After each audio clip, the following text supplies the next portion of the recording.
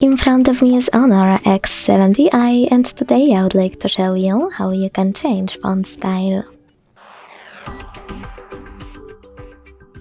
Begin by opening Settings and tapping on Display and Brightness. Then scroll down to click on Font Settings. Hit More over here and tap on Latest or Free to download a perfect font style for you. Just pick a perfect one by clicking on it. I will go with this one. Select Download at the bottom and then hit Apply. As you can see, after a couple of seconds, style of my font has changed. If you want to go back to your default font style, you need to access the same settings. And this time select Me on the right.